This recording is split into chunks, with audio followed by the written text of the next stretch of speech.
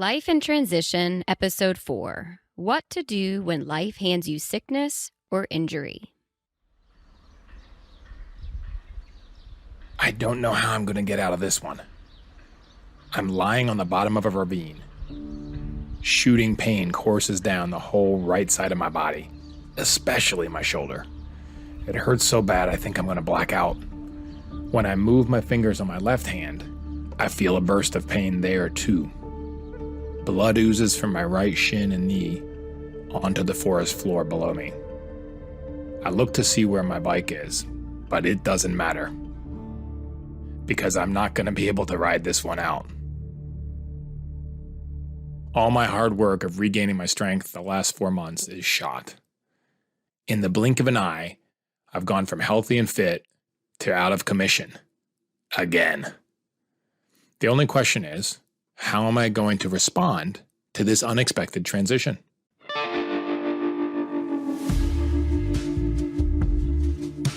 I'm Art Blanchford, and this is Life in Transition, a podcast about making the most of the changes we're given.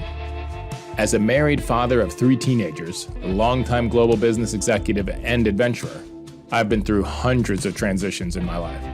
Many have been difficult, but all have led to a depth and richness I could never have imagined.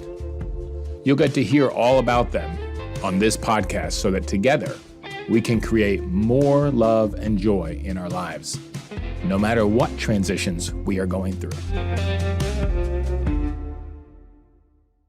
Hello, everybody. Welcome back to Life in Transition.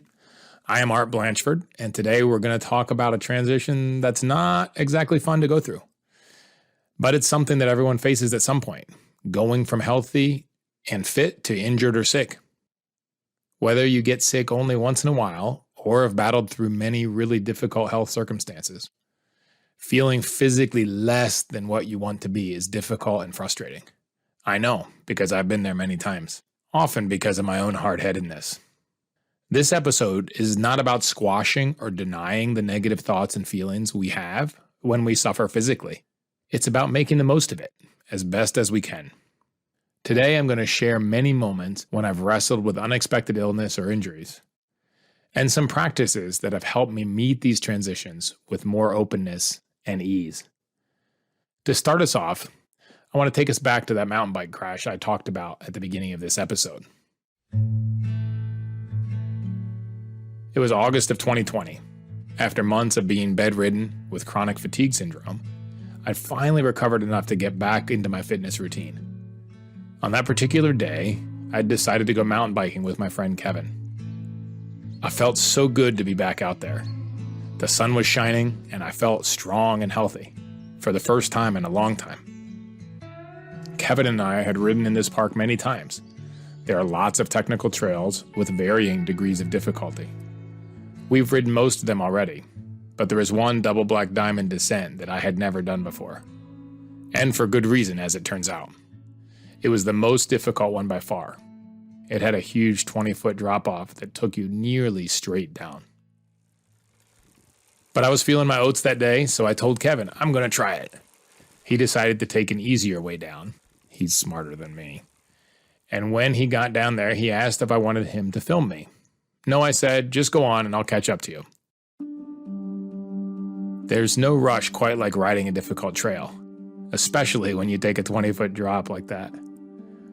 My stomach lurched and my hands held tight to the handlebars as I braced for the landing. But when I hit the bottom, I landed on my front wheel.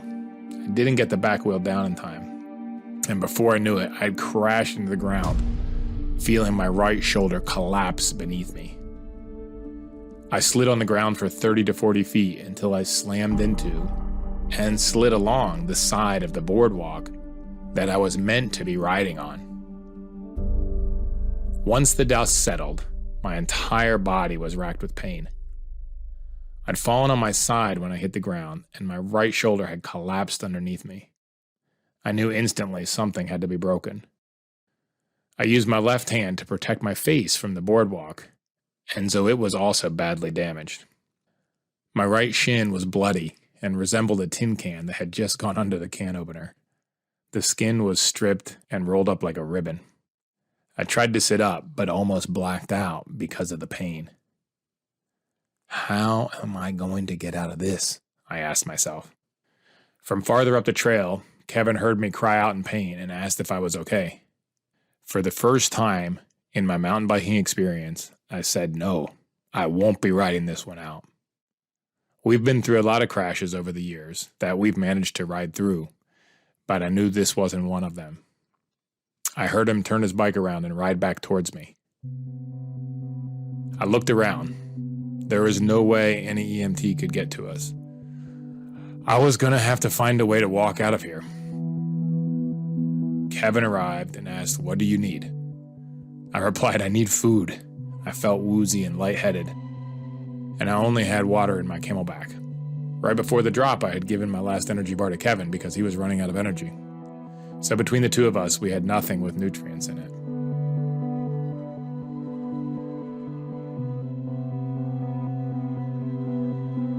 Luckily, a few riders came along the trail and asked if they could help. I said, "I need food. Do you have something to eat?" They had some of those energy chews, so I popped 3 or 4 of them into my mouth as I lay there on the ground. The energy chews were gooey and sticky, and as I chewed, I felt a temporary crown pop off one of my teeth. It was so ridiculous at that point that I had to laugh.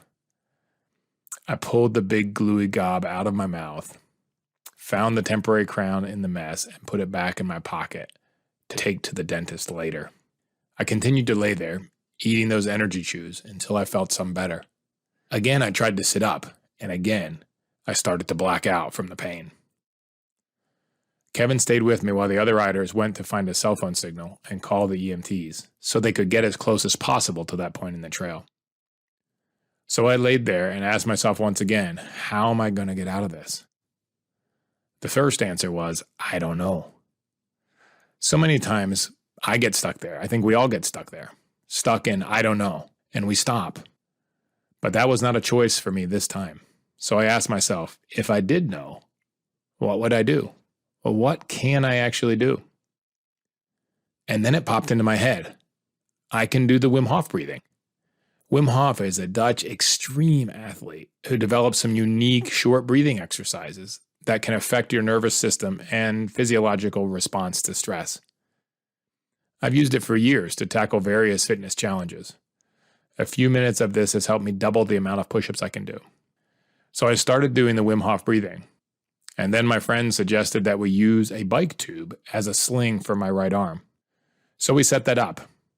And after a few more minutes of the Wim Hof breathing, I felt strong enough to stand without passing out.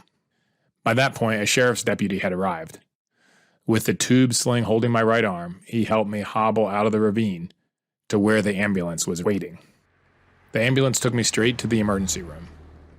The staff of the hospital confirmed that I had broken my right humerus, the single bone at the top of your arm, into 4 pieces. Likely dislocated my shoulder, bruised some ribs, and suffered serious bone contusions all over my left hand. When my wife wheeled me out of the hospital, my right arm was in a sling, my right leg was bandaged all over, and we thought we would be back the next day for surgery. As I recovered from this whole ordeal at home, I had a choice. To make myself suffer even more by agonizing over this new physical setback, or lean into all the lessons I've learned over the years and make the best of a transition like this.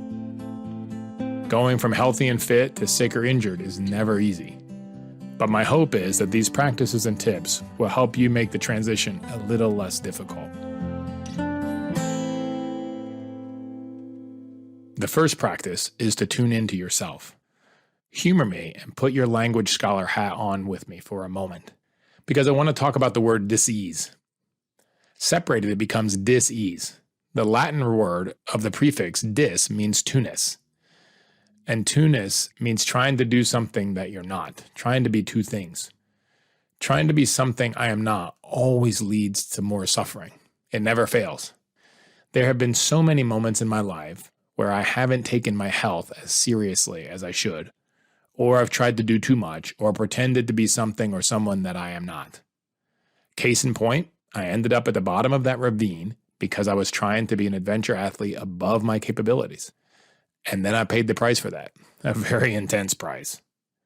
You see, there's a conflict that arises inside of us when we're trying to be two opposing things at once, instead of being integrated, instead of being one.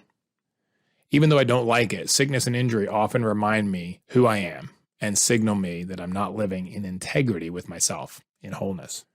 But by tuning into myself, I'm able to come back to myself and come back to the oneness. With that, you get back in integrity with who you are. Second, remember that you are not your health. Yes, health is very important. But whether you are healthy or sick, fit or injured, you are a worthy and loved child of God. I have to remind myself of this whenever I'm not feeling 100%, because my health, performance, and fitness are very valuable to me, but they do not define me.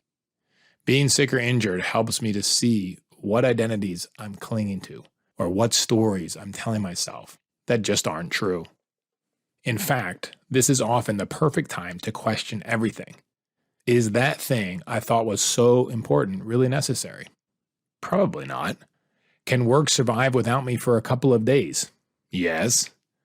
Will the world go on even when I'm resting and recovering? Absolutely. Is outdoor adventure the only physical activity I can do to release work stress? Not at all.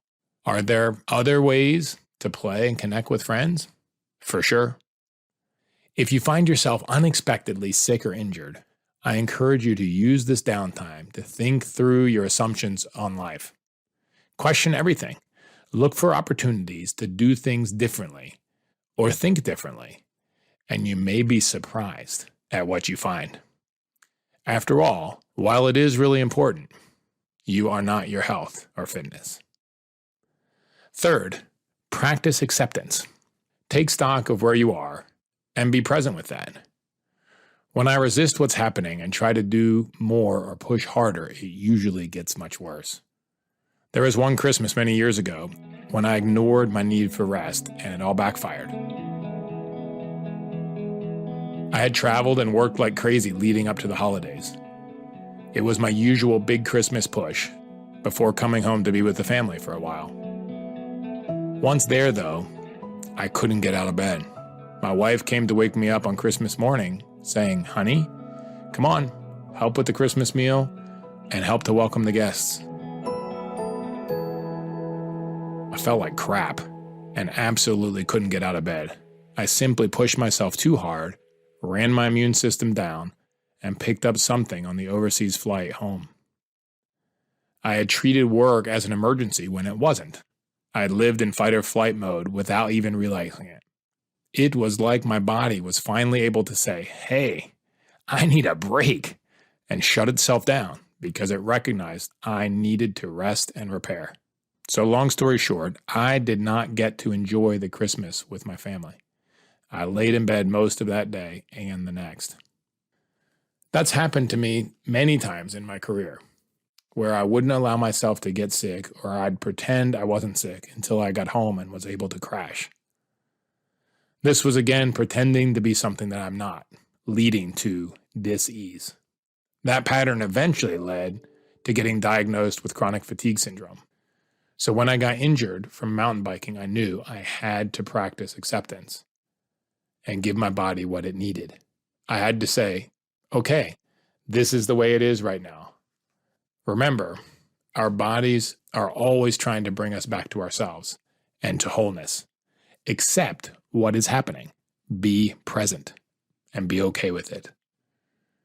The fourth way to make the most of this transition is to give yourself permission to rest, relax, and to do things you enjoy. There was a decade of my life where the only time I would allow myself to lay around and read a book is if I was sick. And I really enjoyed laying around somewhere comfortable in bed or on a sleeping bag outside in the backyard and reading. I can't help but wonder if sometimes I drove myself so hard that I became sick so that I would allow myself the luxury of time to do the reading without feeling ashamed. Now when I get sick, I pay attention to the things I want to do and I make note of it. Because chances are I probably need to make more time for that recharging or relaxing or fun activity when I'm healthy as well to prevent me from getting sick in the future. So when you're sick or injured, give yourself permission to be completely off. Relax, read a book, lay in bed all day and watch TV, whatever it is that you need to do to recover. And remind yourself that you don't have to make yourself sick to enjoy those things. You can enjoy them when you're healthy too. By giving yourself this chill time to recharge, you will keep yourself well and vital. Have a sense of humor about the situation if you can. Take care of yourself and connect with the people who are taking care of you. The fifth and final tip I have for this kind of transition is to look at what you can do. When I was recovering from the mountain bike injuries, this helped me a lot. After all, I'd worked so hard to bring my health back up after chronic fatigue syndrome the 4 months prior. So it was very discouraging that my fitness, or at least my adventure ability, was taken away from me again. So I had to ask myself, with a spirit of curiosity, what can I do? And that really helped. After all, being an adventure athlete is only one part of me. I'm also a family income contributor, a family man, and I enjoy all kinds of things. I realized that even though I was wearing this big sling on my shoulder, I could still enjoy many aspects of my life, including walking. So that's what I did. A few days after the incident, I was able to go for a hike in the park. I took walking poles in my left hand to make sure I didn't fall down, but still I was able to walk at least and be outdoors. Slowly walking turned into running. It took many more months, but I was eventually able to get back to biking and doing pull-ups and those types of things. It turns out that I really enjoyed the period of time when I wasn't running or biking because it gave me an opportunity to walk with friends that don't run or bike. I got to see the world a little differently. I also enjoyed a lot of reading and TV that I usually don't give myself permission to do. At work, when I struggled to do tasks like typing because my hands were immobilized, I learned how to use speech recognition. Again, I focused on what I could do, and that made being injured so much better. I know it can be tough to lose something that's really important to you, like your health or fitness. But that doesn't mean you're completely lost or incapable. There are still good things that you can do. So get curious and ask yourself, what do I want to do that I can do? I'm recording this about 9 months since my mountain biking accident. While it was the most painful injury I've ever had and the recovery was difficult and long, I can honestly say that it was also one of the smoothest I'd ever been through. Not because of the particular circumstances, but because of my mindset. All of these practices helped. Tuning into yourself, remembering that you are not your health, practicing acceptance, giving yourself permission to rest and relax, and looking at what you can do. I promise that these will help you make the most of a less than ideal health transition. I'm a big believer in finding the silver linings of the hardships we go through and the scars we earn along the journey of life. Of course, nobody wants to be sick or injured, but a lot of good things can come from it. You might be thinking, well, maybe not all good things will come from it, and that's true. But think about it this way. If life hands you a tough transition, like going from healthy or fit to sick and injured, what can you do with it? And how can you make the most of it? Those are actually great questions to end this episode on. So let me ask you that again.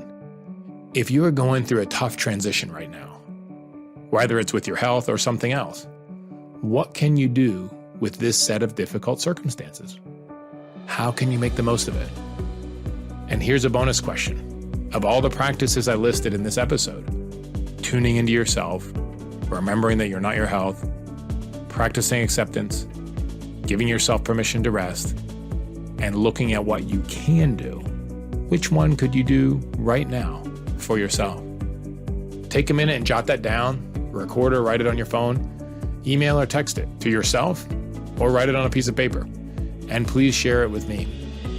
I look forward to hearing how you've handled a transition like this and if any of these practices worked for you. Connect with me on LinkedIn or on our website, lifeintransition.online, and let me know if anything stood out to you from this episode. Let a close friend know too. It could be a huge encouragement for them as well. Thank you for being with me on this journey today. Make sure you subscribe wherever you listen to podcasts, and it would mean a lot to me if you would also share this episode and this podcast with a friend. I'm Art Blanchford, and I'll see you next time on Life in Transition.